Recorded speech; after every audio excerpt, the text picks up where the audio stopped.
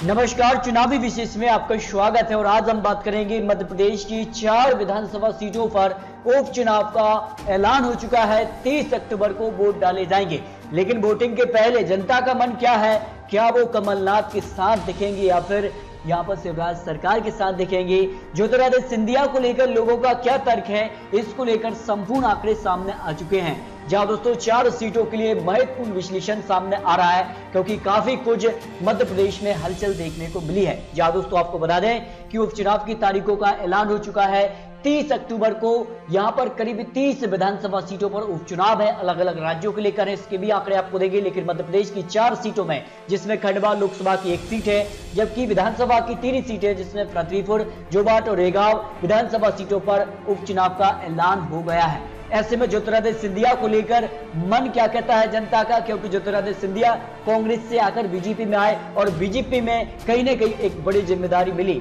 पहले राज्यसभा सांसद, उसके बाद केंद्र में मंत्री बना दिए गए हैं। तो शिवराज सिंह चौहान को लेकर जनता का मन क्या है? मध्य प्रदेश में हालात ठीक नजर नहीं आ रहे हैं, जो अब तक अंदरूनी खबर निकलकर आई है। मध्य प्रदेश में कभी भी कुछ हो सकता है, लेकिन सवाल यह है कि मध्य प्रदेश में अगला मुख्यमंत्री कौन बनेगा?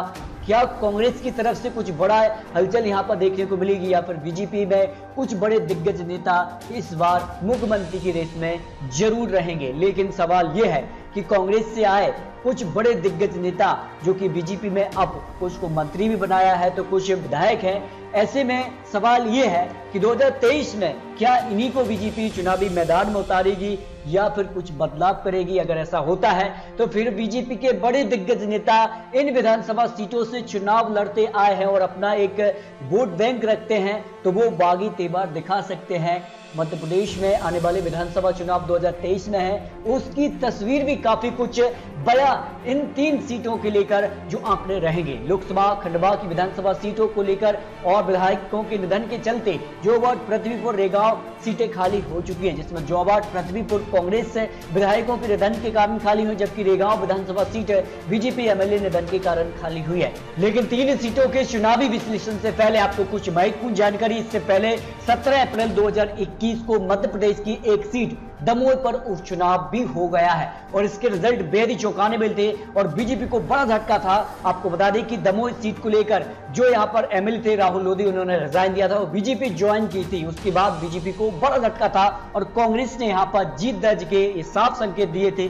कहीं ना कहीं जो है यहाँ पर जो पार्टी बदल कर नेता आए हैं उनको एक बड़ी सबक दी है। तो क्या सरकार के कामकाज से संतुष्ट लोग नजर आ रहे हैं? हाँ, कहते हैं 34%, नहीं 40%, पता नहीं, ऐसे 20% लोग आते हैं जो विश्लेषण के आंकड़े निकल कर आए हैं। मध्य प्रदेश हो या फिर अन्य राज्य हो, बीजेपी एक नया ट्रेंड चला रही है, कमल खिलाना है तो मुख्यमंत्री को बदलना है। तो मध्य प्रदेश में क्या होगा ये तो आने वाला वक्त ही बताएगा, लेकिन उत्तराखंड हो, गुजरात हो या फिर कर्नाटक हो, इसको लेकर बीजेपी ने अपने मुख्यमंत्री बदले हैं। तो क्या होगा मुख्यमंत्री के रूप में? आपको पसंद कौन है इस वक्त?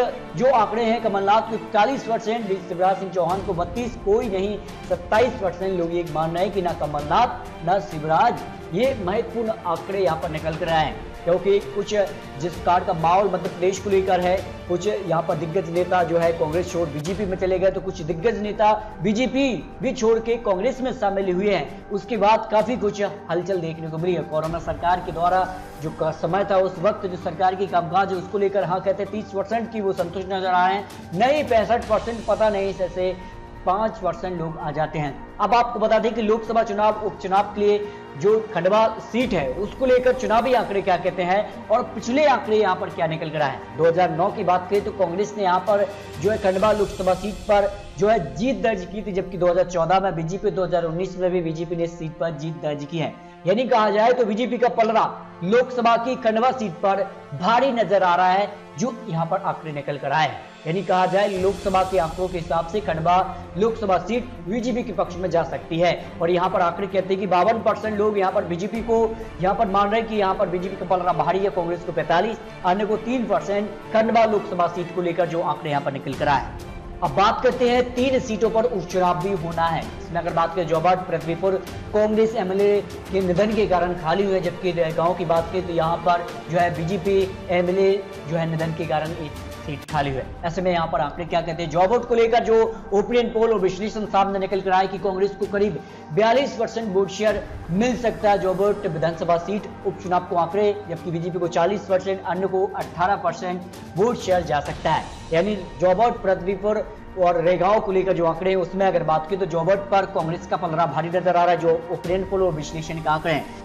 बात कर लेते हैं पृथ्वीपुर को लेकर, तो पृथ्वीपुर में कांग्रेस का पलड़ा भारी नजर आ रहा है। पृथ्वीपुर पर कांग्रेस को 48% वोट शेयर के हिसाब से कांग्रेस सबसे बड़ी पार्टी बन रही है, लेकिन यहां पर बड़ा उलटफेर ये हो रहा है कि समाजवादी पार्टी बीजेपी से आगे निकल रही है। समाजवादी पार्टी को 30% वोट शेयर और भाजपा को यहां पर 22% वोट शेयर जाने की संभावना लगाई गई है। जबकि रेगांव की अगर बात की तो रेगांव को लेकर कांग्रेस को 36% वोट शेयर, जबकि भारतीय जनता पार्टी को यहां पर 47% वोट शेयर, यानी भारतीय जनता पार्टी को यहां पर सबसे ज्यादा वोट शेयर जा सकता है। अन्य को 17% वोट शेयर जाने की संभावना यहां पर लगाई जा रही है। अगर तीन सीटों के आंकड़ों पर बात की तो कांग्रेस 2 सीटों पर मजबूत नजर आ रही है, जबकि बीजेपी 1 सीट पर मजबूत नजर आ रही है। लेकिन अगर लोकसभा के आंकड़ों की बात करें तो 2 सीट पर कांग्रेस, 2 सीटों पर बीजेपी यहां पर मजबूत नजर आ रही है, जो यहां पर आंकड़े निकल कर आए हैं। अब बात करते हैं उपचुनाव के लिए अन्य राज्यों के लेकर जो चुनाव आयोग ने तारीखों का ऐलान किया है, जिसमें केंद्र शासित प्रदेश दादर नगर हवेली की 1 सीट और यहां पर हिमाचल प्रदेश में 1 लोकसभा सीट, 1 मध्य प्रदेश की,